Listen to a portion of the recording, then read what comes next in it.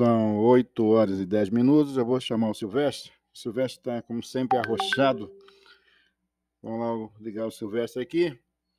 O Silvestre está arrochado hoje. Hoje é 20 cravado. Bom dia, Silvestre. Seja bem-vindo a essa quinta-feira ao Programa Livre, amigo.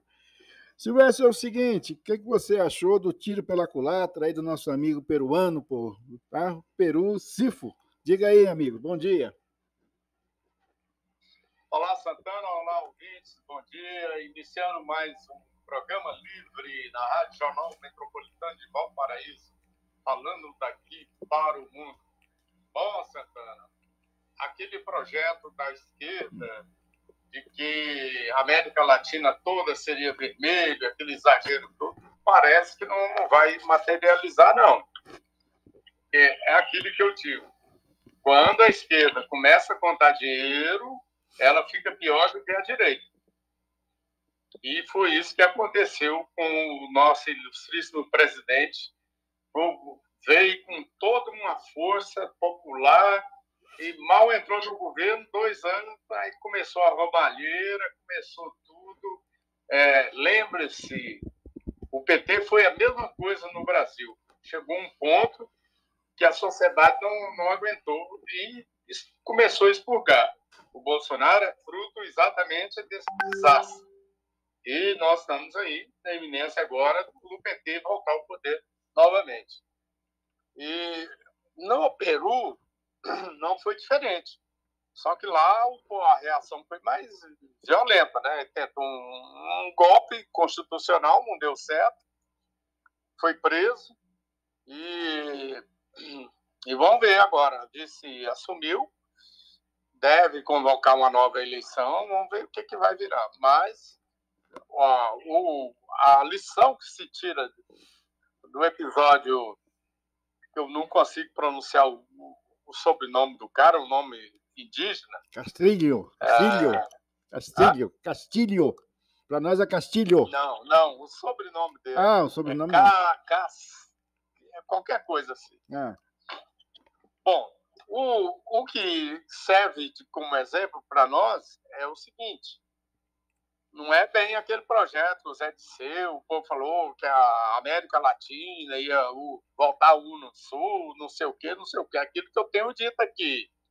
O Brasil não é Venezuela, não é Peru, não é Argentina, Chile, etc. Não é republiqueta. É um país de área continental, onde tem uma economia diversificada, um povo diversificado e é uma das maiores economias do planeta. Então, a coisa aqui não é tão fácil assim. Tem N capitalistas que não iria permitir uma socialização assim por decreto, como imagino aí os inocentes puro e besta. É isso. Então, esquece esse negócio, porque vai dominar. Não vai. Não tem... É igual aquela velhinha do meme. Não vai não.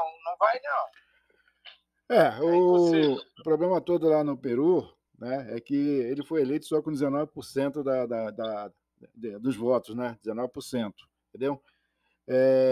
Mas foi eleito. Ele foi eleito, tá? O problema é que ele começou, que ele é um professor, né?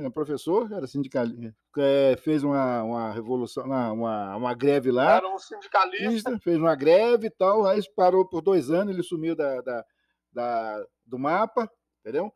Aí depois ele foi chamado para um partido lá de aluguel lá que não tinha expressão nenhuma, que o cara estava já na fogueira, tipo, mesma coisa do PSL, né? Um partido de aluguel. Uma legenda de aluguel. Aí o cara conseguiu, entendeu? O Peru já vem também de 3 presidentes aí, 3 ou 4, igual o tipo do Rio. Um se matou, que foi suicidou. Os 2 outros foram presos, entendeu? E o bagulho foi feito. Tudo por causa do lance da Odebrecht também, hein? Do lance da Lava Jato deles lá. A Lava Jato lá pegou os caras lá e não escapou ninguém, né? E aí a maioria dos políticos caíram em desgraça. Então ele conseguiu sobreviver. E começou fazendo, a história é essa, mais ou menos. Começou a fazer o governo e tal, e de repente ele virou tipo ultradireita, tá? Acabou não querendo fazer, como é que se diz? todos os conceitos de ultradireita ele começou a incorporar. Aí o negócio ficou feio, pô. Tanto que ontem, o que ele tentou, por incrível que pareça, é constitucional lá para eles, né? O autogolpe, né? Desde que o legislativo não tem Câmara e Senado, ele só tem um Congresso geral. Se o Congresso, na realidade, como é que se diz, não aprovar 2 ministros, né? Ele pode dissolver o Congresso, se não tiver essa aprovação. Mas não foi o que aconteceu, né? Ele resolveu fazer o autogolpe, logo de cara, quem poderia ajudar ele, que era o ministro lá do Exército, lá, coisa, pulou fora, os outros ministros dele de confiança, todo mundo pulou fora, deixou ele no barco sozinho. Aí, meu amigo, tá? Ele quis dissolver o Congresso foi lá e votou impeachment dele, que ele estava quase se salvando, pô. Foi fazer uma gracinha, né? Bom, por falar em gracinha, agora a gente volta aqui para o nosso cercadinho, né? Quer dizer que o Rogério Cruz está sem mídia, bicho? Pô, como é que o cara de Goiânia fica sem mídia? Como é que é um negócio desse?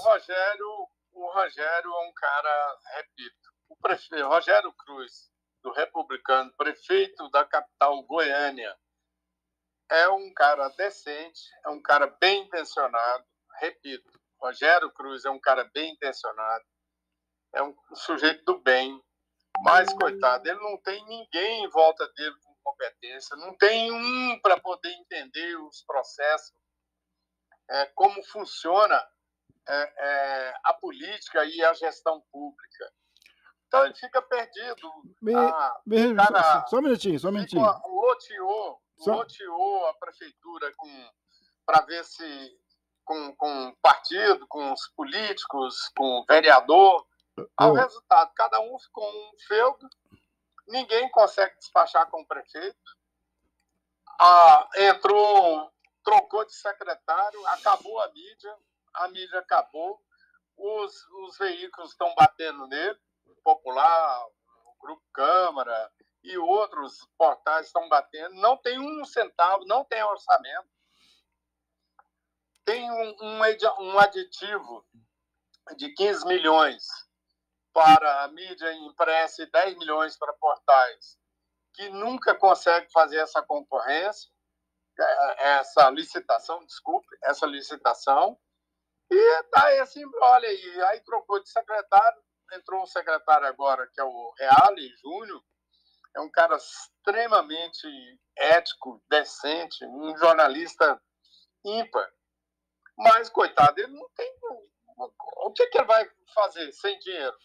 Não tem. O Tony pulou fora porque o prefeito estava sem dinheiro. O Tony tinha feito um compromisso com os veículos de comunicação que no final do ano teria mídia e tudo. Resultado, o prefeito não resolveu o problema da mídia. Ele falou, não, então tá aqui seu cargo, um abraço, vamos embora. Um cara profissional. Silvestre, me diz a história do Rogério Cruz. Ele, antes de ser o vice do Mendanha, era o quê, afinal? Não, vice do Maguito. O que ele era? Ele foi vereador, pastor da Universal. Só? Ele é carioca, veio do Rio de Janeiro para cá, para ir aquelas remanejamentos que a Universal faz. Sei. E aqui ele foi eleito vereador. Você sabe que a Universal é o seguinte, você não se pedir voto. Então, ele é um ilustre desconhecido aí na periferia, porque o Universal fala assim, o Santana... É o ungido da vez. É o nosso candidato. Pronto. Acabou. O Santana não precisa bater em porta, pedir voto, não. A própria coisa faz o pedido e ele se vira, os membros da igreja lá que se vira e elege o cara. Eu vou te dar um exemplo. Você conhecia o Quirino? Olha que você é um pioneiro em Valparaíso. Nunca vi falar. O deputado Quirino? Nunca vi falar. Nem na rua eu esbarrei com ele, não me lembro de ter esbarrado com ele. Em participação política aqui, ele era zero. Era e continua zero. Continua. Entendeu? Ele nunca mais se ouviu falar no sujeito. Não, vi na... Ele ressuscitou na segunda. Deputado por Valparaíso, presta atenção, deputado, Valparaíso tem 2 deputados, tem a Zélia Fritz, essa todo mundo conhece, aqui está aí. E o Quirino que ninguém ouviu falar, não sabe aonde está, mas a residência dele é aqui a residência dele é exatamente aqui digamos assim, né, dentro da Igreja Universal, porque a igreja que elegeu ele. Foi. Você entendeu? A igreja que elegeu ele. Então é isso. Então, de uma certa forma, o pessoal o pessoal da Universal, ele escolhe uma pessoa e elege. O Quirino é um exemplo. É um exemplo. Quem ouviu falar, faz uma pesquisa, pergunta aí, vereador, quem que é o Quirino? Não, ele apareceu agora segunda-feira lá no evento da Evelônia, na Câmara lá, entendeu? Mas, ele é conhecido no meio evangélico ali da rapaziada, né? Então, não, no meio evangélico ele é conhecido, tanto é que ele foi eleito, só isso, entendeu? O resto não. É isso aí, cara. Então, é o caso, né? A força da igreja é isso. O Rogério é fruto desse processo. Ele foi vereador, um vereador que não bateu de porta em porta pedindo voto. Você vê o tanto que a coisa é difícil, que o Rogério conseguiu perder. Todo prefeito consegue eleger mulher. O caso do Naves elegeu a mulher em Anápolis. O Pablo Mossoró elegeu que não é mulher, mas era vice dele em Valparaíso. E menos o Rogério, que não conseguiu eleger a mulher dele, deputada. Complicado. Você vê. Então, assim, está muito ruim, muito mal. Eu não acredito que ele vá conseguir recuperar por esses anos todos. Eu acho muito difícil ele recuperar. Eu acho ele muito difícil. Beleza. Ô, Silvestre, tem algum embrolho acontecendo em Anápolis? Não, o que teve foi uma operação aí policial, não tem nada a ver com o prefeito, nada, é uma operação policial aí de umas empresas, claro, é o poder público envolvido. Fraudes em licitações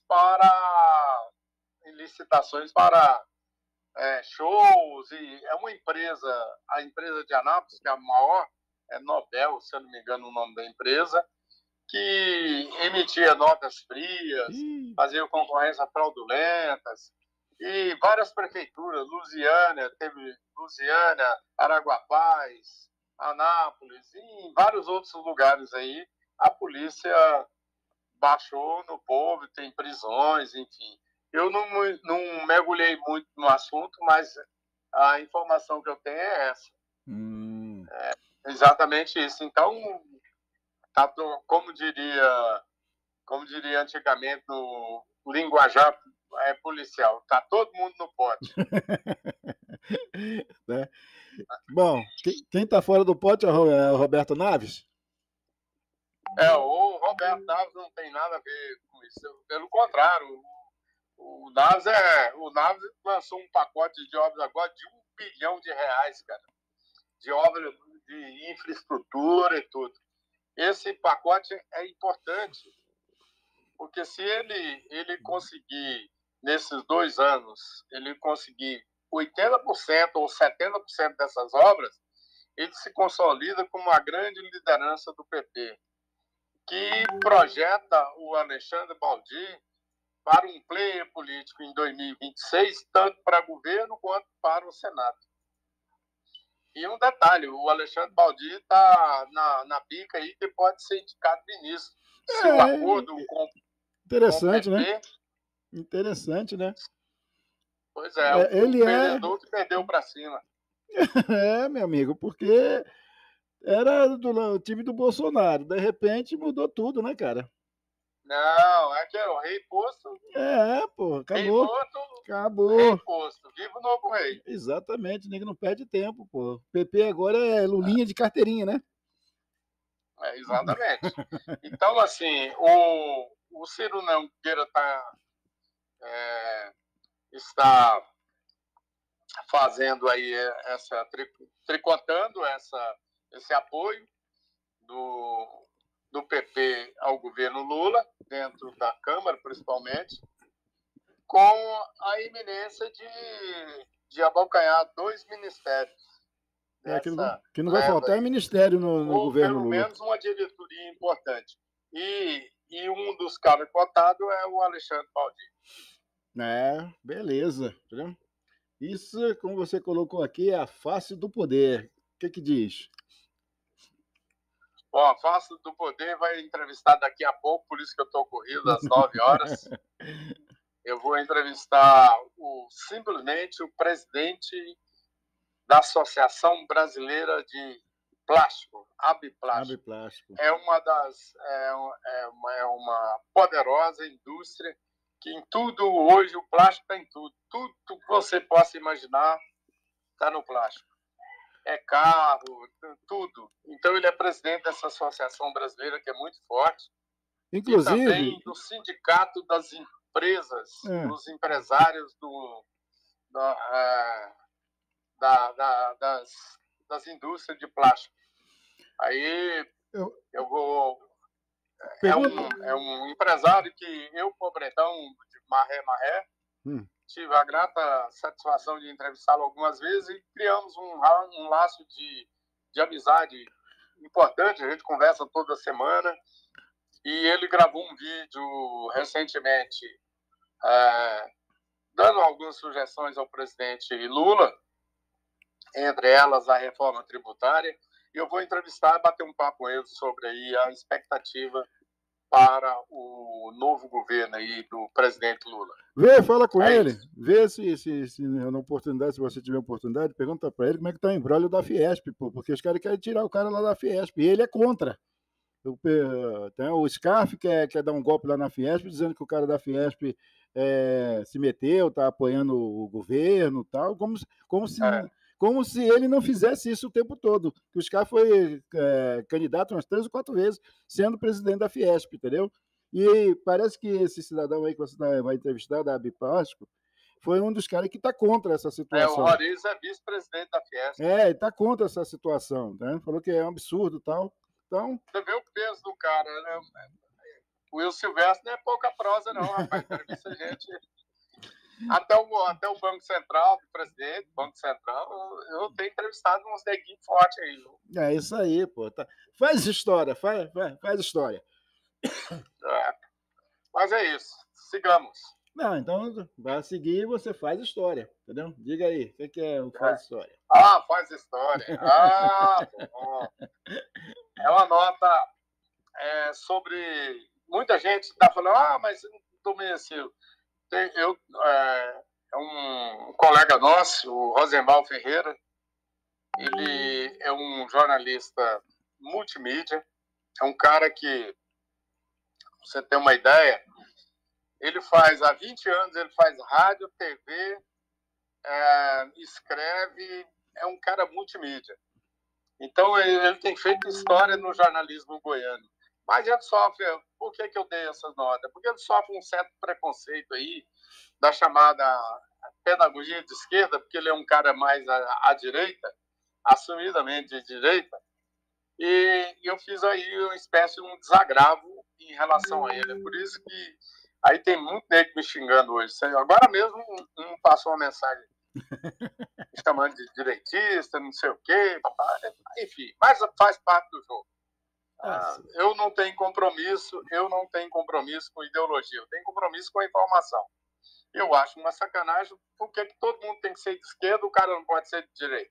Isso é verdade. Qual é o problema? Isso é verdade. Então é isso. Aí eu fiz um desagravo aí. Bom, e para finalizar, dá um recado ao PT. Dá o teu recado ao PT, vai. Pois é, outra nota que está me dando dor de cabeça. Por isso que eu tô ouvindo só fonte de direita, eu não estou ouvindo a fonte de esquerda. Aí hoje eu vou fazer uma nota dizendo que o Lula está... Eu já peguei informação agora de manhã que o Lula está se lixando com esse negócio de mercado. Não quer saber de mercado, não. Ele vai fazer do jeito que ele acha que deve.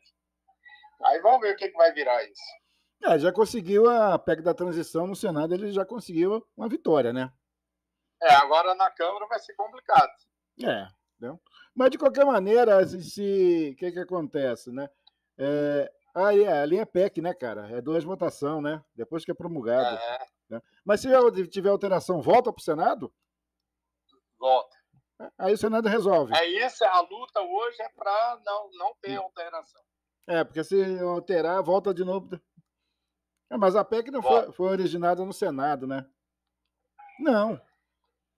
Tem um rolo Não, aí. ela É um rolo, é um Congresso. É um Congresso, pô. Ela começa. É um Congresso. Entendeu? É um Congresso. É 2 votações no Senado e 2 votações na Câmara. Ficou. O Lula queria indefinido, depois queria 4 anos, mas ficou 2 anos. Eu sabia que o Congresso não ia dar tudo. entregar isso de mão beijada para o Lula. Daqui 2 anos ele tem que negociar de novo.